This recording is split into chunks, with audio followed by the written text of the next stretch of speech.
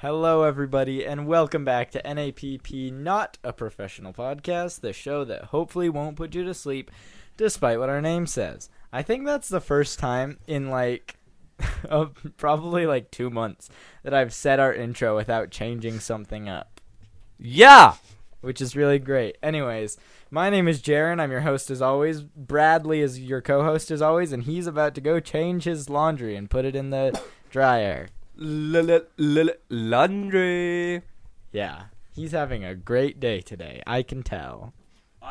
I bought new pants. New pants! Whoa, those are nice. Anyways, guys, it's not just me and Bradley today. I know that we've been doing a lot of that because guests keep not coming on, but we actually have friends this time. So, without further ado, say hello, my dearest friends, Tyler, Rylan, and Josh.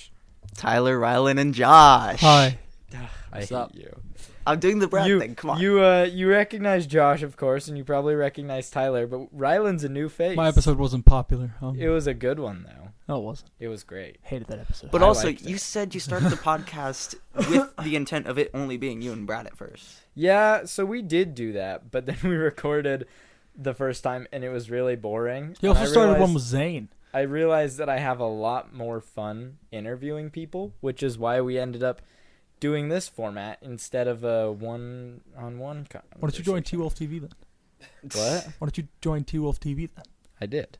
I'm in that class this year. Oh, sweet. Wow. Yeah. Very nice. Rylan hasn't introduced himself yet. Oh, he did. He said, "What's up?" Oh, did he? Yeah, I said, "What's up, Josh?" Introduce yourself better. All right, my name is Rylan Donomus Jamathan Vestry. Oh my gosh. Yeah, Dominus? Dom- Jamathan Vestry? Have I never told you my full name? Bleep that out, won't you? What? Did someone say a bad word? No, it was really close to his real name. No, it's fine. Okay, we both. He said it. I don't care. That's his fault. My social Did I? security Yeah. number is. Legal address and everything. Oh, Yeah, shoot. but I didn't state My my name is address, beep Tyler. beep beep. My I don't social know if I security is bleeped out beep your beep your full beep. address. My address is beep beep beep. Oh, okay. Stop, Josh. My phone number is beep beep beep. This is why you're not. Anyways, I used guys, to watch we this need podcast. to lock stopped. in. We need to focus. We're actually here, and we actually have a topic for the first time in Months. the whole summer. Huzzah. Like I said, guys, I know that we've been kind of bad this summer about releasing good episodes, but I promise that as soon as we're back to school and we have a wider... You've done terrible, Jaron. No, not my full legal name! No, it's Jaron Esquire the third. Yeah, that's his full legal name. That is my full legal name. I'm Yeah. bleeping that out, though. I'm sorry. Why are you an Esquire the third? What does Esquire mean? It's a title like- used yeah. for lawyers. Oh, Lawyers. Yeah. If Oh, you're a nice. lawyer, you get the title of Esquire. you argue like one. Your dad Yeah. is an Esquire, right? Yes, he is. Oh, that's sick. Yeah. Thanks, Josh. Josh's dad is a lawyer. So you passed By the the way. bar exam? Yes. What'd you get at? Tell us about that, Mr. No, I'm not the one on trial here. Can't say his last name, guys. Mr. Yeah. Bleep. I'm gonna have to bleep all of this out again. You guys make this so much It's gonna be work. funny though, Hey, Jaron. I didn't say your last Oh name. my gosh. Okay. It's the last time we're I saying my name. self-bleeped, okay? We're gonna have to edit this episode, Brad. I'm Batman. No way. I'm Batman. So what did I miss? Yo, are you the Um, knight? They you just said Vengeance? my full legal name a bunch and talked about how I have to bleep that out. So, Yeah, it was fun. anyways, also, did you know that yesterday I was watching Reels and I saw this video, and it was of something in the DCU as an animated show, and the Flash is like, guys, I just don't know if I'm comfortable sharing my secret identity, and then Batman steps forward and he goes, Wally West, Clark Kent, Oh, that's Justice and then League. he rips off his hat, Bruce and it's Wayne. another hat with and he goes, Batman! I think I've seen that clip actually. Yeah, that's the season. In fact, wasn't it- finales of Justice League? Isn't there a The scene where animated Wonder series. Woman has the rope of truth around him and he says Batman when That's she a asks comic, his yeah. secret identity? I'm Batman. I love Batman. Bro, Hishi. I'm Jaron is Batman, just for the record. because I'm Batman. I'm Batman. I'm Batman. Anyways, moving on. We have a topic, and that topic is we're talking about Dungeons and Dragons. Right, Brad? You love Dungeons and Dragons. Pretty much. I'm not gonna let Brad talk anymore this episode. Don't worry, Brad. You can use this mic. I think he's like, he's got to be sleep deprived or something because he's weird. He's being weird today. If you knew me, you knew this was my Spider-Man day. We hang out every single day, basically. I'm pretty sure this is weird. He does have a Spider-Man face painting, and it is pretty cool. So And it would work because Spider-Man sleep deprives too. that's true. Here we go. Anyways, moving along. We're talking about Dungeons and Dragons, right, guys? You guys play Yeah. Dungeons and Yes, we do. Dragons. I play- Sometimes. If only we could. All right, fine. Tell the story since you're so eager. All right, so once upon a time, we used to play D&D, and then some idiot named Jaren Bleep Bleep Bleep Bleep Bleep, Thank you. he was our DM, and he DM'd for a little while, and we wanted to play D&D, but he said, what if we don't play D&D? We did other stuff. To add Every in, week. I think the worst part is like if he were anything other than our DM and was like super excited for this campaign, we would be fine because we could just like do a session or two without him, you know. But we can't because he runs the entire freaking thing. I promise I'll And lock we've done, in, like, 4 guys. sessions in total. We haven't done like any over the summer. We've had like 2.5 months. of I summer. promise. I just hate. Okay, context. The next session is supposed to be a boss fight, and I hate Basically boss only fight done sessions. Boss fights. That's Boss all we fight do. sessions You are created- boring. You created Well, the whole campaign based off boss fights. It's not supposed to be based off boss fights. I just don't know how to implement role playing well. So this is our lives now. You did get You the made it a role playing video with game. me and that one bad chick. She. Sorry, the wait, people. Banshee. What? No, not the Banshee. Yeah, make Brad DM. And actually, I will say, with Ryland's campaign, Ryland started one recently with a few people from our little drama community because we do Didn't drama invite at school. me. He didn't invite me that's 'cause either. that's because you don't do Because drama. you suck, Josh. Rylan, and we hate you. He No, doesn't. we don't. We love We He you. invited hate me. That's all I'm you. saying. And you he can say doesn't your get the microphone, so he can't defend himself. I wish I had my own microphone. We have to trade.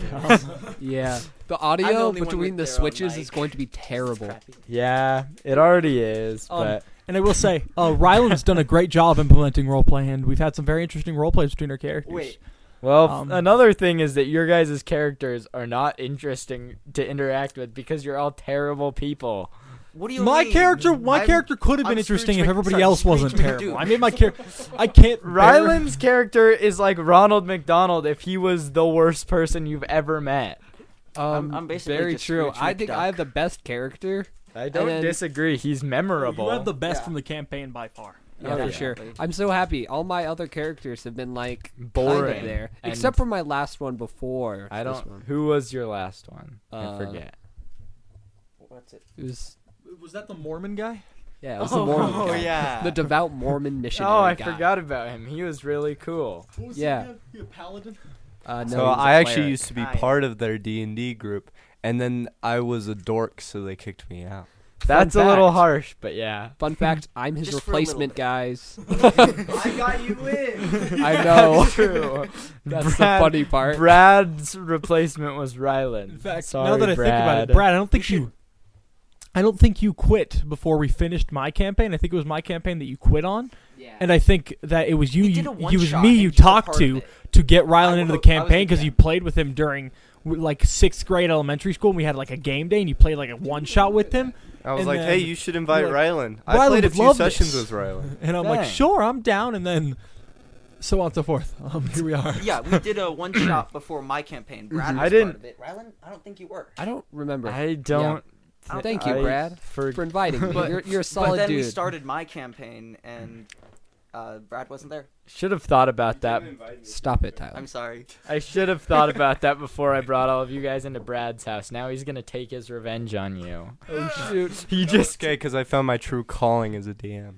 he just made the most menacing pose of all who do you time. DM for, Brad? Video podcast. Oh my just for gosh. that. No one right now. Oh, wow. Because I know, didn't you DM for... Who was it? Who did you DM for? Henson and Yeah, I was your Oh, yeah. replacement in that one because I joined Henson's campaign after you had left because you didn't have time. Man, We've been I never joined it. we've been trying to well then, set something. I said I was gonna join it, but I never went. We've been trying to set something up with Brad as a DM for a while because He'd be really great at it. I feel like Brad for would. the one for like the half a year that I did it, And we were stopped. weren't we Yeah. going to do the live streamed one, and Brad was going to DM that one? Yeah. Yeah, what we've happened to that? we've had some talks I was about gonna DM a starting different a second podcast where we Nice. play D&D. There's been a lot I of have talk so many about things, characters I but wanna play. honestly, guys, I think we need to talk about what D&D is. So What if I want to rant about D&D though?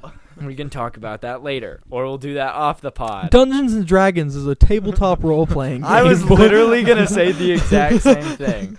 Dungeons and Dragons is a TTRPG created by Gary Gygax. Is that his name? I don't think his middle name is Gary, but his name Gary. is Gary Speaking of Gygax. which is completely random. Do you guys know that Macaulay Culkin's full name is Macaulay Culkin? Yeah, really? Yeah, he got his fans to choose his middle name, and they picked Macaulay Culkin as his middle name. That's terrible. Poor guy.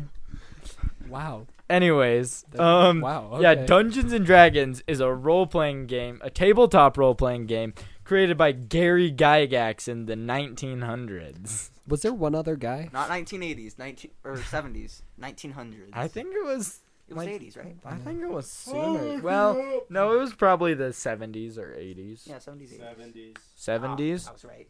80s is when it was popular. but it was 70s when it first got edition, started. yeah. Yeah, I think there was somebody else, but Gary Gygax. 74, yeah. Gary. You guys seem to know nothing about this. Okay, D&D.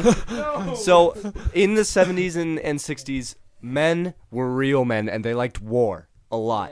So what happened is And guys would get Vietnam. these huge tables full of hundreds and hundreds of miniatures, and they would have miniature wars Yeah. on their table, tabletop wars. Now this guy was like, "Hey, what if we," and like each person had a stat kind of, but it was very specifically for war. And then some guy, Gary Gygax, was like, "Hey, what if we make like this but smaller with like 20 people instead?" And so he created like individual classes based off of like fantasy stuff. Yeah. And then it got even smaller, and then that's where the idea of D&D came from. Can someone imagine hosting a campaign of 20 people nowadays? It would be insane. So it was Didn't- 74. That's Was when it on D&D this was released. podcast that we had a conversation about how Gygax was probably like a sports bro, or was that a different time? I don't think That wasn't on the it. podcast? Okay. Because I remember having a conversation about how There was another like, guy. Gary Gygax was probably like some total sports bro, and he would hate all of these people. Anyways, Dungeons and Dragons is just a scam created by Big Tabletop RPG to sell more minifigures. Yeah, I have a list of jokes that I'm trying to work in to this episode. Really? I have a list on my phone. What if you don't get all the jokes? I'll be sad. Oh, for you. Yeah.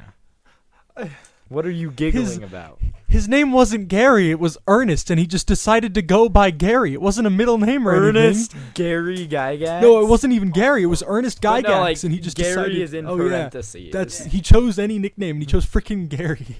I love it. Ernest Gary Gygax. Yeah, With Ernest their Gary. parentheses. So, okay, that's interesting that it got started that way. Do you guys know anyone who played D&D in its heyday?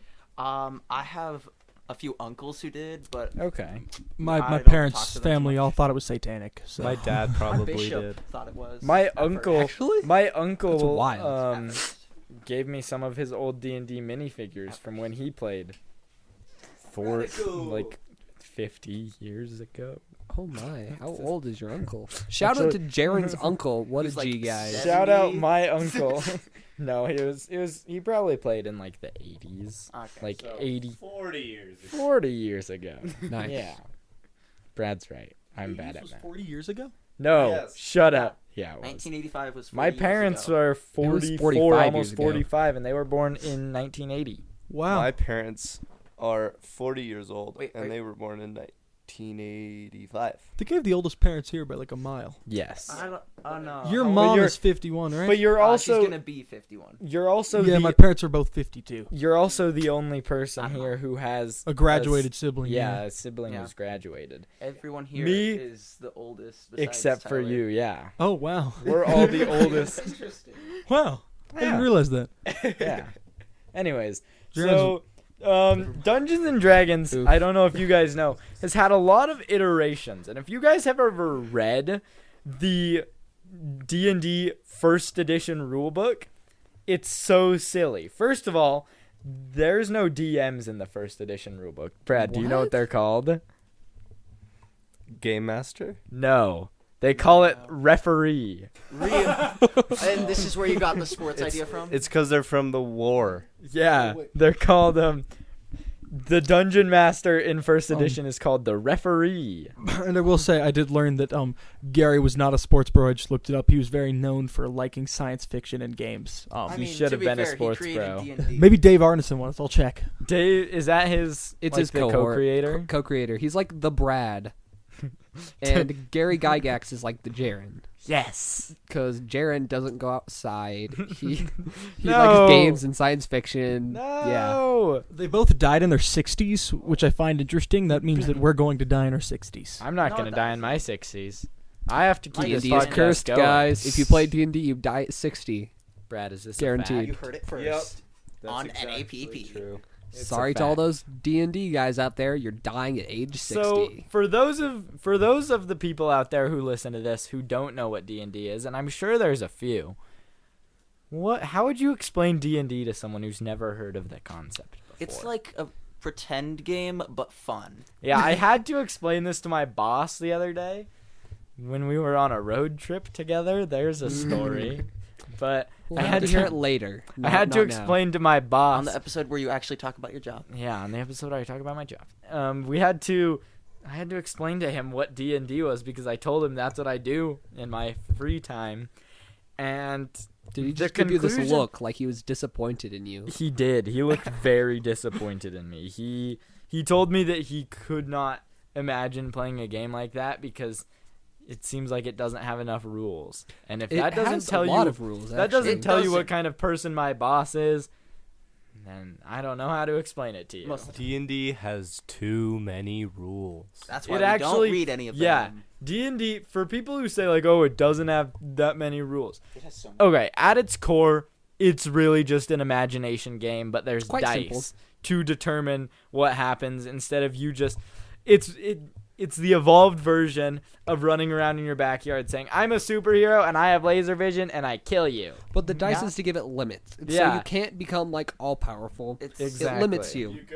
You could if you You rolled could. good enough. You Roll very it. much do in a lot of campaigns after like 2 years. Yeah. if a campaign. Level 20, you're God. Yeah, essentially. Basically. I agree though. The dice are really there to set limits because there's no limits on your imagination. There's limits to your ability. Yes. And that's what makes it a fun game. Also, dice are just really cool. Jaren, you can attest to that, right? Dice. I don't want to talk about how many dice I have.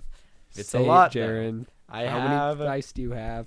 He has at I have least- 37 sets of 7 dice. My favorite part of all of this is that, like, if one of them gets lost or in a little mix-up, he will spend the entire session when he's a player just sitting there, like, moving his dice around to get them all set up. And then when they are set up, if anybody messes up, he's pissed. He also has dice that look like piss. I hate you. Yes, we call them the piss dice. I hate There's this. also another pair we shouldn't mention on this podcast. Wait. Are you talking about? The UTI dice. We're talking about urinary tract infection dice. Wait. That's an old person thing. My grandma's not going to get mad about that. we were talking about the good poo one. Sorry, Got old him. people. Good Again, none of these are like inappropriate dice. These are all regular names for dice. I just Totally. don't Yeah. like them. Just get upset about them. I also don't think good poop, the dice that he says look like poop, don't look like poop. I don't don't- feel like they do. No, they look like good poop. They look like what you want your poop to look like. Yeah, what does your poop look like, Tyler? Oh my god. If I you're, don't think anybody's looks like that, though. we'll put a Why are we picture talking about on that the like it's Instagram, and you can decide if they look like good poop. The caption will be, "These are poop dice." Yes or no. Yeah, there will be a poll in the comments that says yes or no, and you can vote. So yeah, dice are fun to play with. There's also a lot of different like rule sets for TTRPGs, but I think that the reason the Dungeons and Dragons is the most popular is because nobody cares about Warhammer. Oh, what Which- about Pathfinder? I mean, don't Warhammer even was know what cool that at is. some point, wasn't it? Warhammer. So, do you guys actually know anything about Warhammer? No, I don't. I didn't Very even know there little. was a I know that Henry TTRPG. Cavill Yeah. is working on a Warhammer So movie. Warhammer is a TTRPG, and there's actually a few different Warhammer timelines. There's like regular Warhammer, which is medieval stuff. There's also Warhammer 40K. That's a video game. which is it's also a TTRPG. I did not though. know that. Yeah, Because So that's what the Henry Warhammer- Cavill movie's based Yeah, off. that's of. Warhammer 40K. There's books about Warhammer 40K, and there's a TTRPG that you can play. Warhammer 40K is the game that uses. I don't know if you've ever seen those dice sets that instead of having like different types of dice, it's just like 30 six-sided dice. Have you guys seen that anywhere at game stores? Yeah. Those are for Warhammer, and I don't even know how you play, but I know that those are the dice that you're supposed to use for Warhammer. Well, I mean, all in all, it's not a bad game. It's just been dwarfed by D&D, which is I agree. superior And in I many think- the ways. reason is because no one likes them. No, I just think that I know people the- in real life who play Warhammer. the media has definitely opted more towards Dungeons and Dragons, and I think part of that is, correct me if I'm wrong, Brad, but is Dungeons and Dragons one of the oldest standing TTRPGs out there? I thought it was the first one. That's what I thought. Yeah.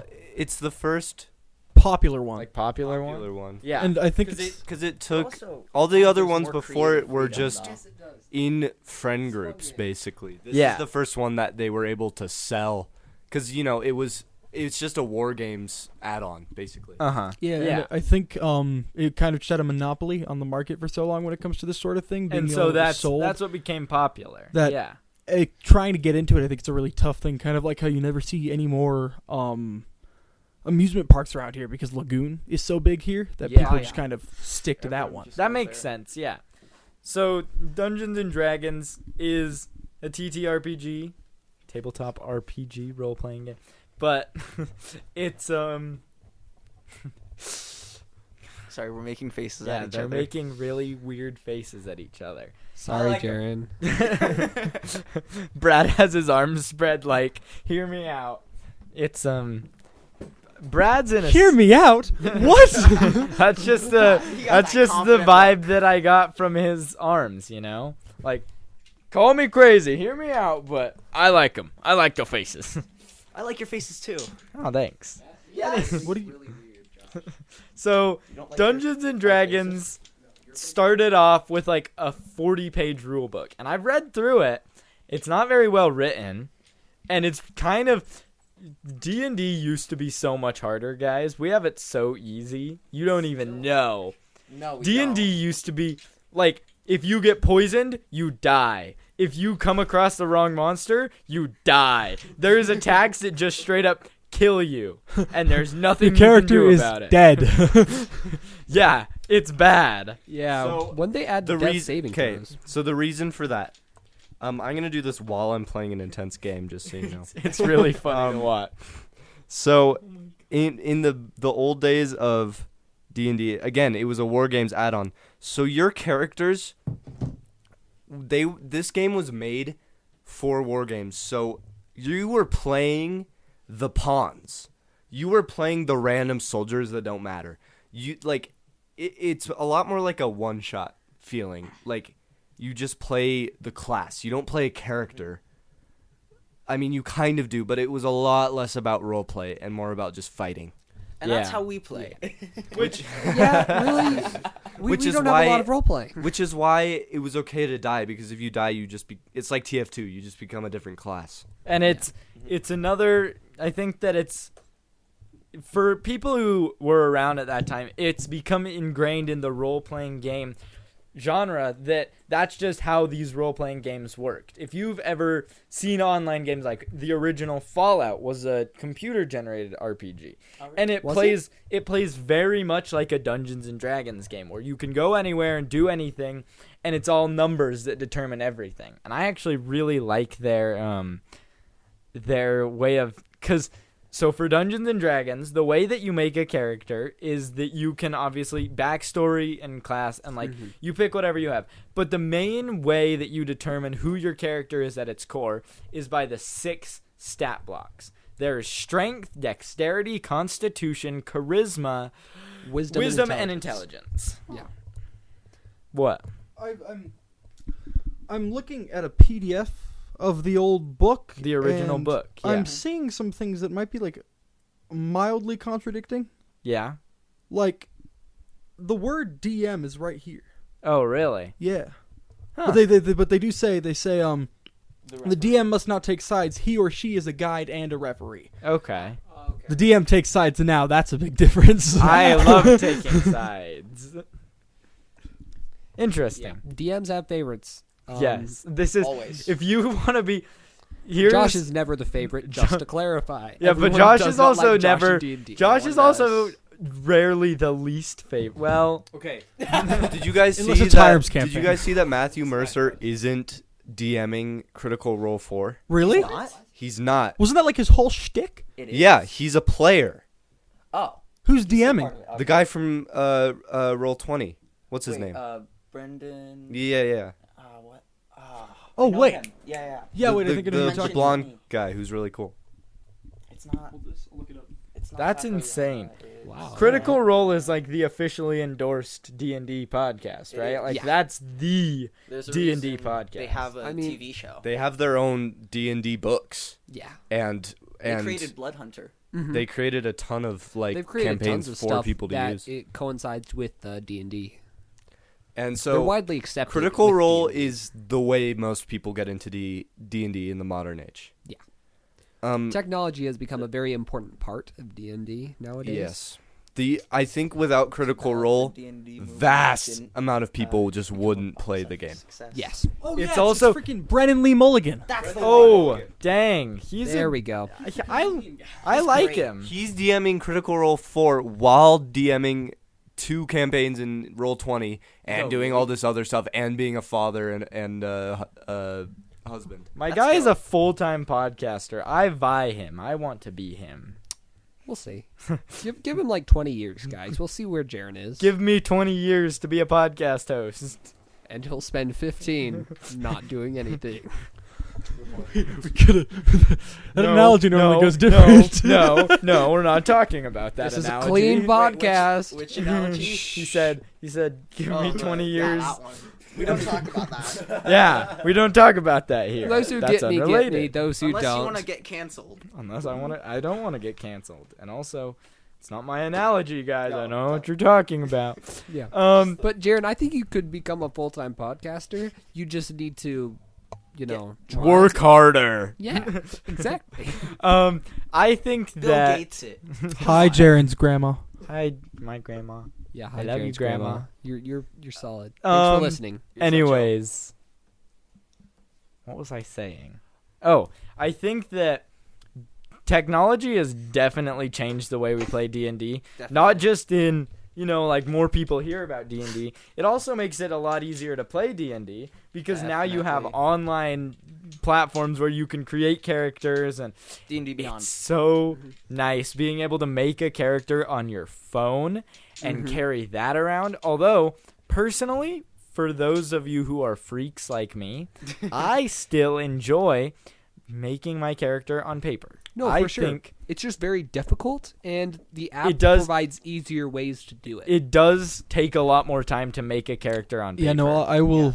Despite that, it feels there's some sort of connection to it. You put in the effort, feels realer. Plus, I am stupid when it comes to technology. Editing also makes life a lot easier I'm because so stupid when it comes to technology, so if I need to change my stats or upgrade my character or do anything, I can't figure out how to I find do it it. easier on technology on phone because it does it It automatically tells when I you- level up. it It tells tells me you everything all I of need it. to do. Which would be nice, but also sometimes I like to manually go in and screw with things, and so yeah, Jaren likes to. the DM doesn't cheat know that and the spell upgrade didn't his do stats. that. That's a big part of D&D is there is a rule book, but it doesn't matter too much because you can just make your own stuff. It's creative. They're not necessarily Expression. rules, but more like guidelines. Guidelines. And I Because think you- that's something that it literally says in the introduction of the DMG or PHP. player's handbook. Yeah.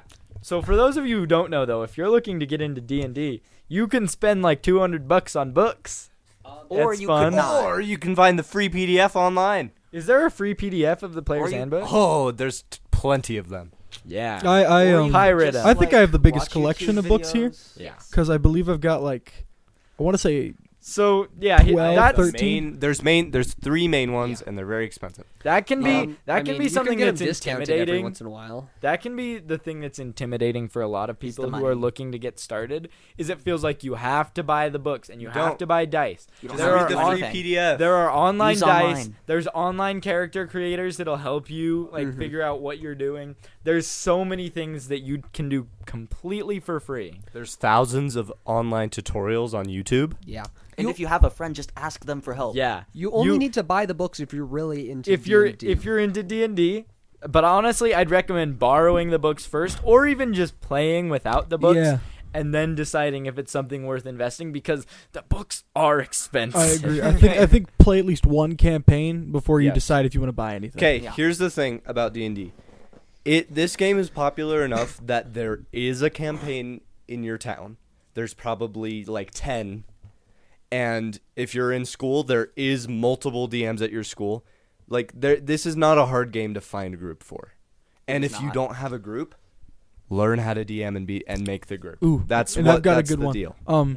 If you want to easily find campaigns, you should participate in your school's drama program. Boo, Boo, Find- boo, get rid of Or this depending guy. on your school Get out. school could have a D&D Yeah, club. our school I think does Yeah. have a D&D. It does. I think There's- several do schools not have D&D participate. clubs. I've There's seen it. yeah, no, we don't participate in that. But it's becoming a more widespread hobby and it's a thing that more people are getting into and it's good.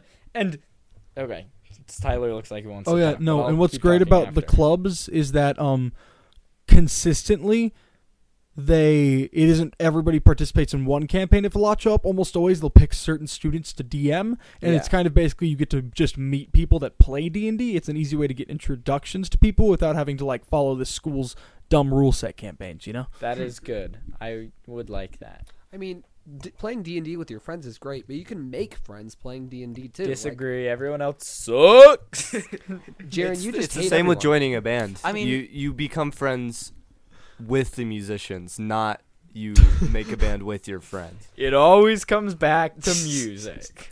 Okay, Just kidding, but- Brad. And this I is love why you you. should The participate in your friends school. This is why I only Tyler. have 4 friends and they're in this room with me. Hey, you have 5. You have like 3 friends. Josh isn't actually your friend. He's just here. Oh. I didn't realize. I thought you were including yourself, and I was kind of confused. I'm like, who's not included? I'm no friend of mine. Yeah.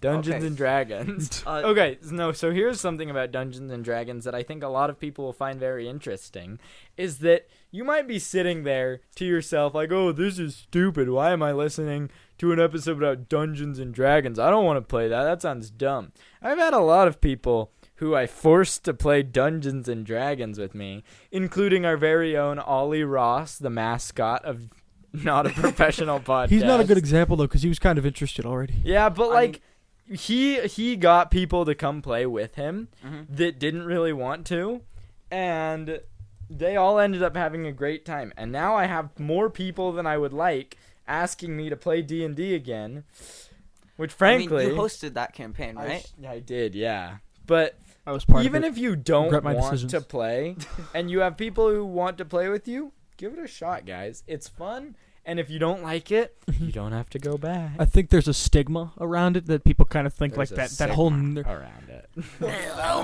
You talking about yourself? What the Sigma? What the No. Sigma? But I have to edit that. I feel No, like, no, we're keeping that in. Oh no, I said autism. I think What the there's autisma? I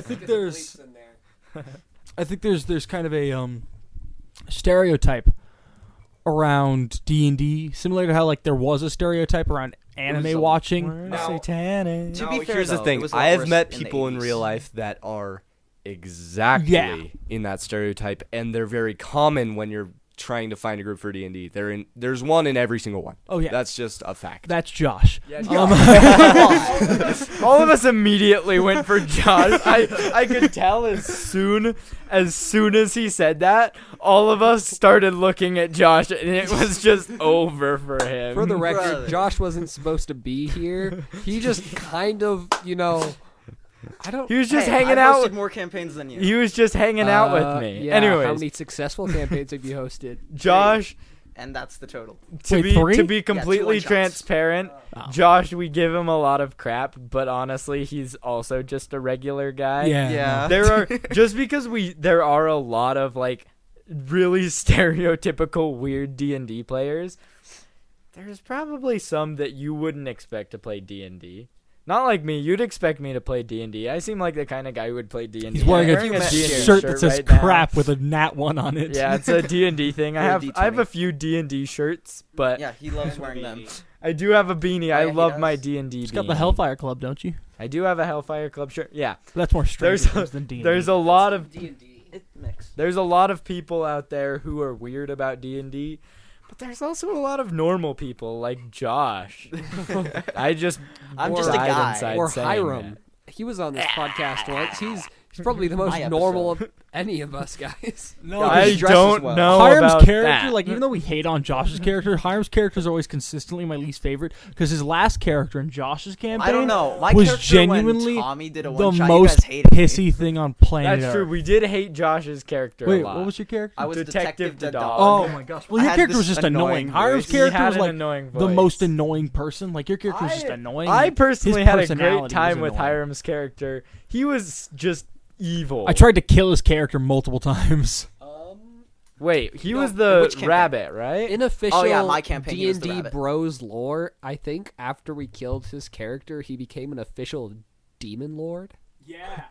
Yeah. Dang, So he won. we did kill him though. I was pretty happy about that. Yeah, we character played a lot of sucked. D&D. And what are some tips that you guys think make for the best players, DMs, and just campaigns in general? Start with a one-shot. Okay. I think that's good if you want to get people that start. Yeah, if you're into D&D. if you're trying to figure out who to play with, I'd say definitely Yeah, start with start a with a one shot. one-shot. Like, if Once you're trying you to get into it, if you're trying to start DMing, start with a one-shot. But once you have your group and you know what Yeah, you're doing, what's your what are some of the things that people should try be and doing? stay in character. I think makes it a lot funner. I Yeah. kind of felt refreshed from Ryland's campaign because I had spent so much time making characters than to kind of just not sticking to it. But Ryland's campaign, I made this character, and I think put a lot of effort into making the character first. That makes it easier. I wouldn't start with joke characters. Joke Yeah. characters can be good, but you have to be gotta able to take them seriously. Yeah, you have to take a joke character seriously, which sounds counterintuitive, but Just trust. it works. All right. Here's my spiel. In Critical Role, there's a man named Sam. They're all voice actors, right? So they're very good at playing their characters because they get the full voice Drama. and everything. Yes, Tyler. And this is another reason why you should participate. Okay, but seriously, I will say, if you do know people that do acting, it works really well with D&D. It's a really great balance. It does. It is an acting game in a lot of ways. For sure. I Okay. am DMing a whole bunch of acting people, and it's actually been rather enjoyable because, I don't know, they roleplay. It's actually really refreshing. From Jaren's campaign, where we can't focus. Okay. We never play. So this guy named Sam Riegel, he is the joke of the group, right? Everyone else plays these brooding characters. This guy in Critical Role 3, he is a robot called Fresh Cut Grass, who carries around a big oil can with oil in it. So like he is a ridiculous person. And in the first one, he was the bard. And the second one, he was a little goblin girl, and he sounded like this the entire campaign. It's amazing. But all these joke characters, they reach like they provide comedy, but then they reach a certain level of maturity, and they become like the best character in the campaign every time. Like in campaign 1, he's this joke bard who all he likes is sleeping around, right? But then he develops throughout the story, and that's the way you should do it. You make a joke character that starts kind of goofy, but it changes, it develops like a real character. I think that the best way to learn role playing is to watch a good D&D podcast. And I know that sounds like I'm just trying to get people to He listen just to wants- podcasts. He just wants people to listen to But I Dungeons do. and Daddies. Yes. No. Okay. No, you're not gonna believe me. It's incredible. It's this podcast called Dungeons and Daddies, not a BDSM podcast. It's an incredible D&D campaign, and if you want to know how to do a joke character right, you should watch that podcast because they have this girl on there. Her name is Beth May, and she plays Ron Stampler, who is just this. He's this weird character. He's like a businessman, but he doesn't actually sell anything.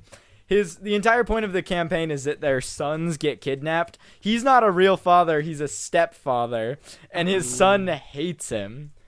And so he starts off as a joke character who just walks around doing weird things and like talking in a weird voice.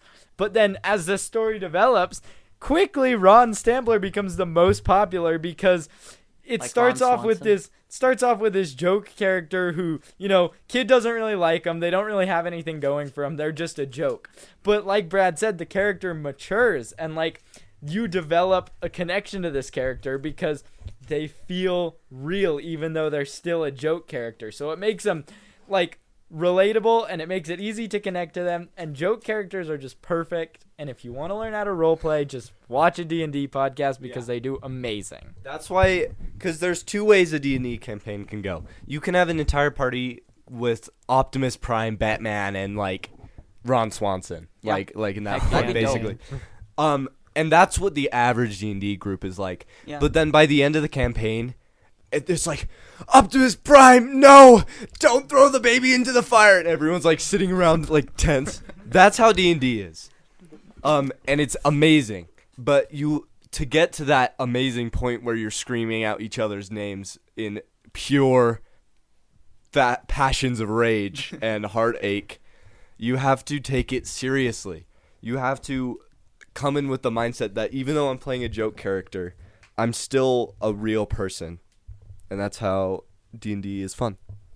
And I think that role-playing, honestly, as much as we struggle with it sometimes, is the thing that makes D&D the most appealing. Because after you've played your 100th battle, it gets a little tiring. And obviously, there's the moments that you'll talk about forever. Tyler and I had an awesome moment with you had a lightning javelin. That was my one shot, yeah. No, Yeah. wait, I had the water. Didn't you have the lightning javelin? Yeah. I had a lightning javelin, and Was Tyler Dave had Toogood, yeah. Tyler had a jug of water, and we threw it on It was someone. the endless water canteen. Yeah, he had an endless water canteen, and he threw it, and I threw the lightning javelin, and the water conducted it, and it one-shot this big old thing. It was...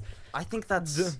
Those are the moments that live forever in your memory, but the role-playing is what makes the game worth doing while it's happening. Mm-hmm. I agree. Like one time, I did a one-shot, and Kate Park's character, the main boss was like this cool skeleton pirate. Yeah.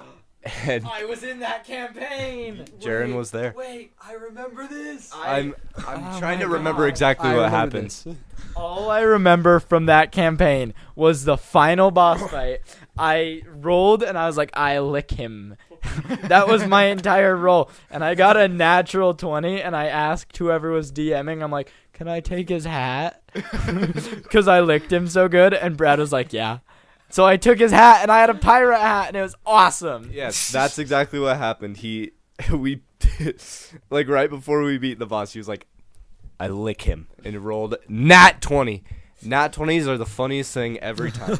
They really are. They make So the either game that or so nat fun. ones. Those are great. Nat ones are pretty funny because it means the DM can make you trip on a rock and beat your head. Did you say pee blood? Oh, beat your head. I thought you said trip on a rock and pee blood. Yeah, that's better. Yes.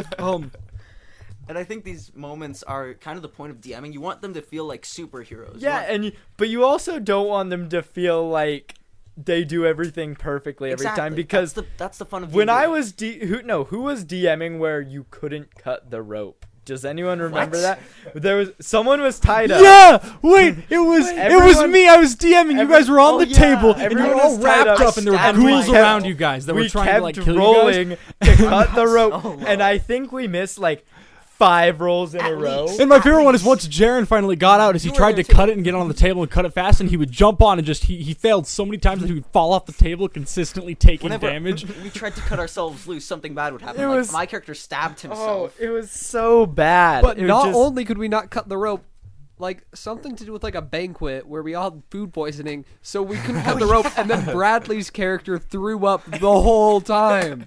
It was gosh, guys. He was a fat D&D. little bard. The thing about D&D that you realize is that like. Yeah, it's just a bunch of guys sitting around at a table. Or girls. Making We're gender neutral here. or gender anyone. But you sit around the table and it becomes like these become stories that you feel like you're a part of. And it's just like it's not real to anyone else, but for those of you who were participating, I remember what it was like and I can still picture it in my head like I was there. And it becomes like a part of you, and that's what's so beautiful about D&D. For me, my proudest moment as a DM and my favorite thing to do is show them the reality of their actions. It creates a really serious moment instead of all these amazing and it's another great story. And so for this one, Henson, he had this huge bounty on his head, so he saw work so he could get some money because he was poor, and it was a trap. These were bounty hunters, and he fought them, and since it was just one-on-one, it was like really fast, kind of exciting action. I put on battle music, and the lights were all like music is dim. something we don't And do it's like often enough, but when you do it, Because it makes us distracted and it's harder. Combat gets really slow if we're not lightning fast, focused. It gets really slow and really boring. Well, everyone was super paying attention, and it was really cool. And then he kills it was like a husband and a wife. He kills the wife. No, he kills the husband. And as a DM, I could have just had the wife start being like, no, and then trying to kill him. I had the wife get on her knees and start bawling. No, my husband. And everyone was like, oh my gosh. They were freaked out. And then, so he actually ends up sparing the wife, taking her into town and taking her to the doctor. And the whole town is brooding and really sad about it. And I put on some sad music, but kind of peaceful, but melancholy. And everyone was like, what just happened? the reality of murdering someone. Exactly. It was really dark, and everyone was like, I love the face. oh my Jared gosh, has this right is now. horrifying. And that's something I love about D&D is it can be really intense and really serious, or everyone's taking a dump. It's either something really serious or something really goofy. I think that pulling the oh, you just killed someone and it matters card is one of the funnest things to do in D&D. Yeah. Because you're so used to it being a world where you're not nothing really matters. You're just a character in a world. And so you go through and you kill your enemies and you get the reward. And so suddenly making an enemy have a backstory and matter as a person, and then you're you just killed them and people noticed and it matters, is it's just hilarious to me, because when you think about it, if you were in a fantasy world, would you not feel bad about murdering someone in cold blood? Maybe. I hope you would. And so Josh. Yeah, Josh. What did I do? He I wouldn't was playing feel bad. Paladin. If he murdered someone in cold blood, he wouldn't even regret it right now. Now, a big part about D&D is each character has an alignment. Mm-hmm. So if your character is chaotic evil, going around and those are killing fun. people isn't out of the question. Just killing random people and seeing the consequences, that is not out of the question. But that's the best thing is if you set an alignment for your character, it's really nice. It's really easy to not follow that and just do whatever you want. But once you start really thinking about what this character would do, that's when the game gets Oh fun. yeah. In fact, For sure. I think joke characters can work, but I always say avoid them, especially in the first session, because that's almost always what causes people to leave D&D. Yeah. Because I feel like the best characters are characters that even maybe you don't even start connecting with them, but once you connect to a character, don't make your joke character funny just for the sake of it being, oh, this is funny, tee-hee. make a character that you really feel like you can connect with. Give it a story. Make it a Exactly. human. These are all people that you're creating, And I That's one and thing you have to guys connect to that character have and to know that work character on. well. Maybe give it a Yeah. story. And I think that it's a very important thing because you have to be able to like set a character and stick to that character because like our friend Hiram, Josh's twin, hosted From a campaign Our episode. and my character switched personalities basically every I thought that single was my campaign. well no, not like he switched his like Like, was identity. it yeah. was I it just- the jester mask No, guy no, or the it was, bug it one? was the bug one. I just couldn't Oh. decide like what his personality should be. And I had it written down like he's just a guy who cares about money, but I couldn't figure out what that really meant. And so the character just felt like a waste to me because it was a good concept that I couldn't figure out how to put into action. In Tyler's campaign, you had a character that couldn't speak. Oh yeah, he was And fun. that was a really fun character to play with. I don't even remember it that well. I just remember Yeah. it being fun. That was, what, 2 Tyler years didn't ago? like that because it was it was just a reference No. to my old campaign. See, that wasn't even the worst part. It's the fact that his character was a sociopath, so naturally he has no reaction when blood and guts spill on him. You deserve to roll for throw up, Jaren. I It didn't want was- to roll to throw up. Um, I wanted to kill people. But on the contrary of that same campaign, I think it's one of the things that kind of inspired me to make my characters a little different and stick to them, and also give them a bit more humanity. Because you can have like a character with one defining trait, but that's super two-dimensional. Yeah. But I had that character. He was raised by giants. He was a yeah. Bostonian, is what we called him. In other words, he had a Boston accent, right? Talked like this. That was which campaign? This was Hiram's, yes. And this character, I think me and Rylan had a big connection because we realized that I always kind of set up my character as he was this chaotic neutral to chaotic good sort of character. Like he was wild, but he had kind of a moral compass to him, despite the fact that he was a gangster. And sticking to that led to a few of the most epic moments, like when you guys were doing dumb stuff. Me and Rylan were having this moral argument in the background about like Rylan saying, we can get away with this. We can get this money. You can have this girl that you want because I started falling for the There's general's context. daughter, and I'm over here like, we can't do this. This is wrong. We have to kill this man. He's going to kill innocent people. And it was beautiful. As for one, my character had to go against his, like, he was a gangster. He was raised as what?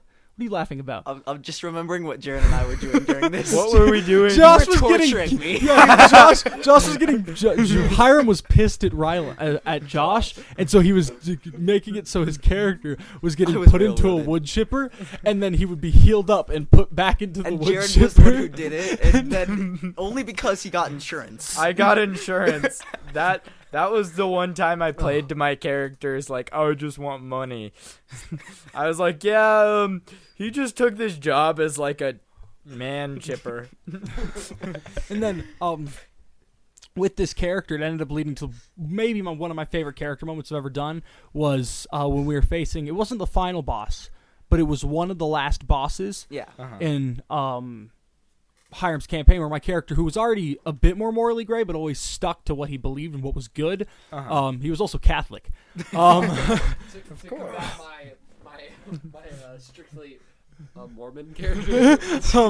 But Of my course. character, we were all up against this boss that was like a clay golem, I think is what it was. Oh, that one? And my character had genuinely one of the coolest moments I've ever had in my life. As he had a metal bat, and he which was the most gangster stereotype I could have thought of. It was He really wraps the fire. bat around him.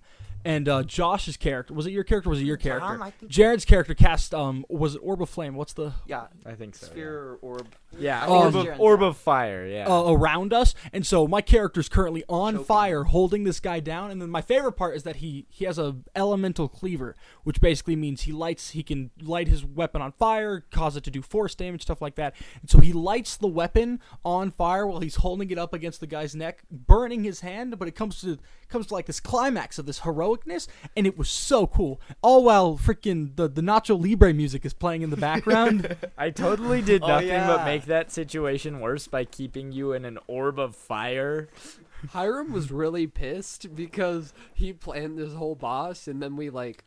Tanked him. Hiram was For pissy real. towards me the most. Yeah, but That's because you're his twin and he could afford it. at some point, Hiram just didn't want to DM anymore, so his goal was to kill us. Yeah. He didn't succeed. That's He true. didn't ever want to DM me. Yeah, no, because I think Josh, your character got off to a start because your character He was very stole much. my idea. Yeah, he took your idea for your character's backstory that you wanted to like And then leave he in the created secret, the campaign around it. and then you hate. He started to hate that character. I'm not gonna lie to you guys. This episode has gotten. It's just gotten to the point where all we're doing is talking about our awesome D&D moments, which, Yeah. to be fair, fun. I don't think anyone's gonna listen to this, but that's okay because I had a good time. I Yeah? had a great. Are there time. any things I had that a you wonderful time. Are there any things that you think that people who want to play D&D should be left with? Or Brad, do you have? Okay, as a DM, if you're starting a campaign, don't do a session 0 and don't let every character just meet out of the blue. Every character should have at least one other character that they already know, if not all of them. Good plan. Why no session 0? What? No, do a session 0. Yeah. Yeah, do a That I session like. 0. If you don't, your characters are like your players are gonna come to your table, and everyone's gonna be like, "Oh, they all come into a tavern," and I've done this where they all come into a tavern and they have no reason to want to be with each other. It's very hard to make a good reason for people to want to be in a party together, Yeah. other than they're all at the same table. I forced mine. I actually made a really good idea for this in my campaign. So, because it's really hard to incorporate everyone and incorporate where they're from and like how they meet, I just said they all got this god appeared before all of them, and he told them that they were going to be part of this group so they could save this world. And he just placed them together and said, "Make it work." I told my players that they were all kidnapped, so That one was also interesting. That worked pretty well. That's a good one, yeah.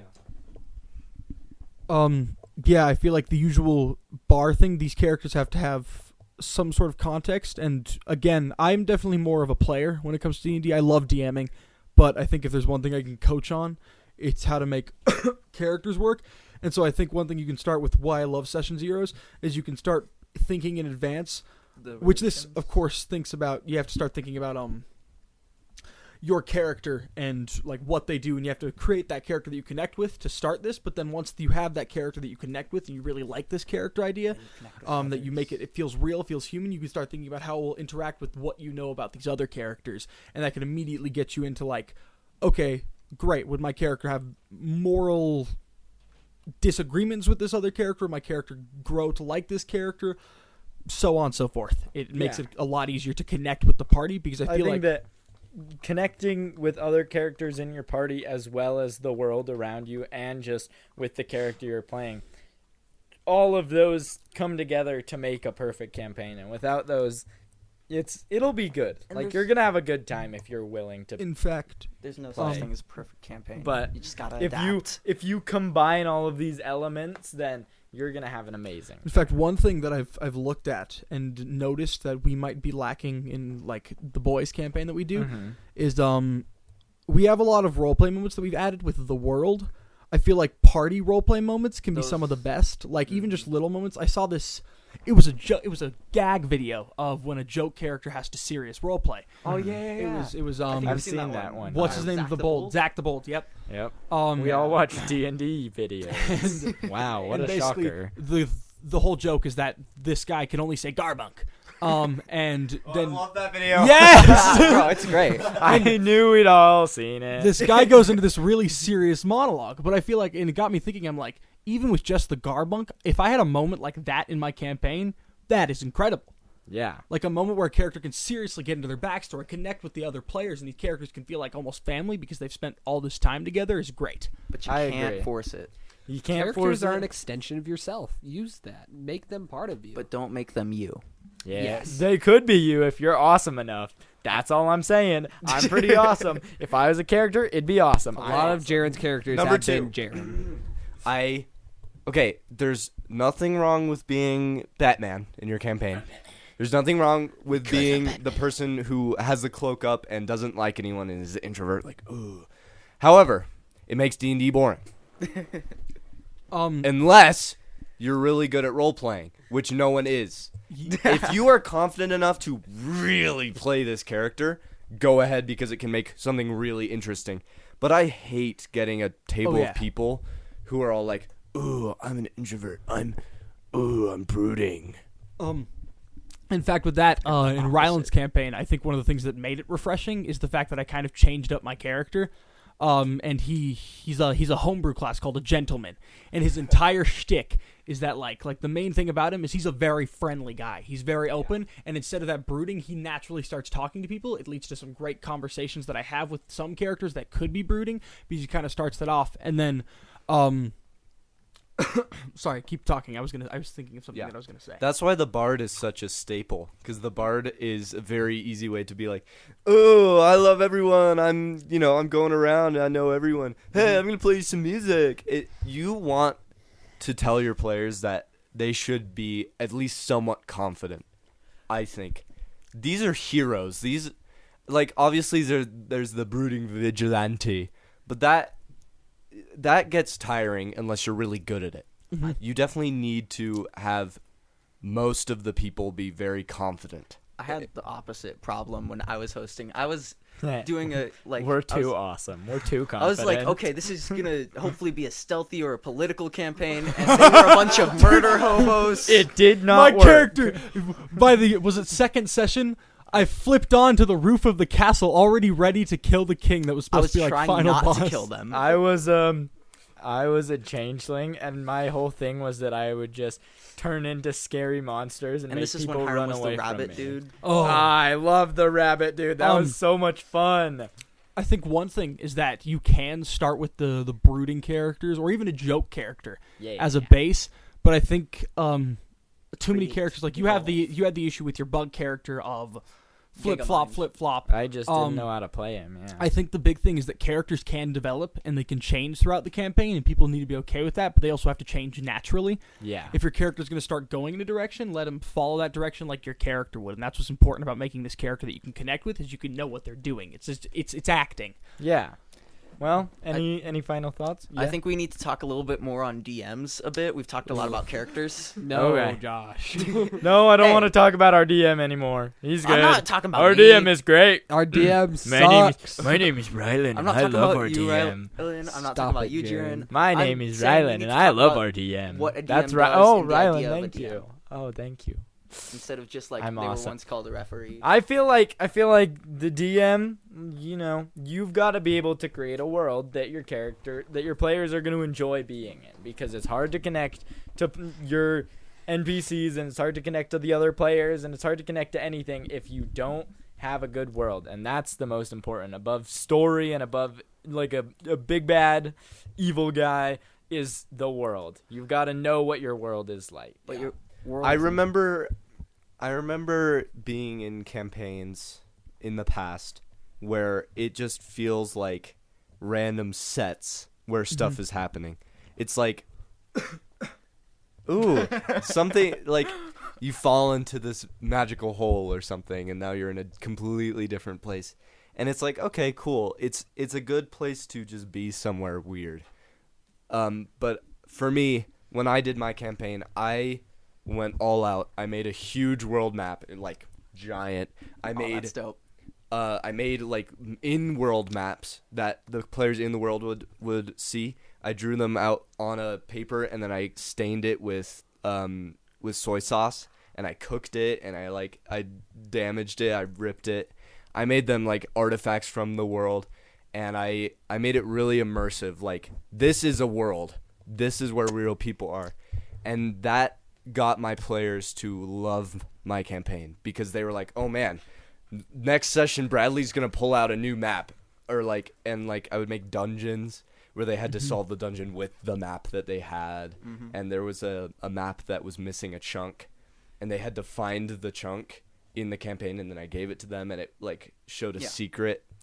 Tons of stuff like that. I love using real world props to make the world feel more lived in. And I love doing that stuff. that's one of the best ways to DM, is either be prepared, and if you're not prepared, you got to be able to adapt In very fact, well. I think the best DMs find the line between there's a term for people that don't know D&D well called railroading, which is basically where you force your players down a path. Like, I think Come on, Josh. yeah, and Okay, you, I was going easy on him. You think there would only be Mr. 12? Level 7 Assassin. but I That was was part of the sneaky. campaign. I was sneaky, Josh. No one would have seen me. I was a short robot. You were a robot. I didn't make clank noises. I was not a clanker. I was a silent one. Okay. Tin skin. But, You robot slur. I think so. Railroading is where you force your players kind of down the path that you want. You can't do that, but it's also very smart to have a plan. It's like you have a setting, a world, and a story that they can go along with, but it is their job to write the story. Yes, And definitely. if you if you force them down the path that they don't want to go, that'll just make it seem like they don't even get much decision. But if you let them do what they want while still trying to, like, maybe you can even try and convince them to go down a certain way if you'd like, but let them have their creative freedom and give them their right to choose their own story. Why it's good to have a full world. Not even a full world, just a large area around the characters. And you don't have to fully flesh everything out. But if you have a world, the characters can kind of go wherever they want, and since you kind of know the world, if you just make sure you know enough about it that you can let the characters do anything they want and then lead that into a story organically. That's what I did, is like they were traveling and there was like they would see a pillar made of purple, and obviously they were like, "Oh, I'm going to go check that out." And then that led them to a more mystery, like It doesn't always have to be the old guy in the bar telling them, "Oh, this is exactly what you need to do. Do this for the sake of the world." It can be like they could stumble upon an artifact and be like, "What is ruins this?" of a town. Go ask the local wizard what this is, and that maybe it'll lead them onto a quest, or like incorporate it into their backstories. If your characters if your players like making backstories, try to give them motivation through their backstory, so then it'll be like, Involve their "Oh, I backstories wrote this. into I the want to do story." this." Or your character, like, let's say, a great thing is to give them reason to dislike your BBEG, your big bad evil guy. So, like, let's say they're all in this Kill town. their parents. Yeah, kill their parents. Or That's what I did. Set their town on fire. exactly. I was thinking, like, what's a I great also way? did They're that. all in this town. All of a For sudden, me, they watch this guy just. I created destroy a it. zombie apocalypse. Oh, that's cool. That's what I did. But it was only like for the first thing. And then they all ran away, met up, and then while they were sleeping, a monster came and drugged them. Hello. And so they had this curse on them, and so their motivation was to go and save themselves from the curse. Oh. And so that's how I started my campaign. I wasn't very good at it yet because it was my first campaign, and there was a lot of things I could have done better, but that was the base idea. Yeah, you're never going to start perfect. No, I wasn't very good at the beginning. None of us were. I had a player who went to one session and then never came again. Who was the player? It was Brindley. Yeah. As the new DM, how do you feel about all this? I mean, we're not that far. I think I think I'm doing good. I mean, Tyler. Rylan found a really good line in the concept of planning, because you can improv a lot of stuff, but you should also definitely have a lot of set stuff planned, and I think that definitely helped. That's what the I like balance. doing is I take the area they're around and plan a ton of little things, and so they can discover these things, and then I'll have one big thing, ton of little things, and then they can kind of follow the path. Instead of just having one rail, you create a ton of little rails that all eventually lead to the big one. Can I see your phone yeah. so I can post an False Instagram story? Pretense. I've got something Of I'm really choice. excited for in my campaign. I can't say it. Tyler's here. He's in it, but it's gonna be great. I'll cover my ears. No. Sorry. That was funny. I could have just. Okay. Well, we're running a little bit short on time, but thank you guys all so much for listening, we and got thank the you main guys things. for coming on. I'll be honest. This was the funner of the two episodes I've It been on. was. Thank you for it was a letting me very be on. fun episode. I hope you guys had a good time. I had a good time. We had a good time. I'm sorry if this episode is not, a perfect. And now Hiram arrived. Oh my gosh! Hiram, say hello! We gotta get 30 more minutes. Oh my Guys, goodness. Hiram's in here. OMG, that's Guess crazy. who just showed up? It's that one guy, Hiram. No, we're just about to finish up. But We've been talking This about is- Guest you. Hiram. I can't believe that Hiram pulled up. Also We actually from have my the episode. full original D&D gang here This right is now. all of us. OMG. Well, Even me. Even Yeah. Brad, this Even though is it's been like 4 years since I've played with you guys. Yeah, but you this played with is us absolutely once. insane. You gotta get Jacob Keller, man. Yo, Thank you guys all I never had so D&D with him, much but I've for met him, and listening. he's really I'm cool. so glad that good old Hiram is here. We've missed him so much. I love my boy. bye. That's actually crazy. Um, The plot Yeah, twist thank you guys all so was much wild. for listening. I That's hope how you to guys do a enjoyed this campaign, episode. guys. If And you that's how a new character joins if a you campaign. don't Yep. enjoy this episode, I promise the next one might be better. Might. Maybe. We'll see. I'll see you guys soon. We'll get this episode out, and we'll hopefully see you guys in 2 weeks. Asparagus. And as we like to say to end every episode of this podcast, asparagus. Thank you guys all so much for watching again. This is Editor Jaren. We appreciate you listening. As always, you can follow us at NAP Podcast Official on Instagram and DM us if you want to come on. If you don't have Instagram, you can also email us at nappodcastbusiness@gmail.com. School is starting soon, as I'm sure most of you are well aware. So hopefully we'll be able to have new guests on soon. But in the meantime, we hope you enjoyed this, and we will see you all very soon. Bye.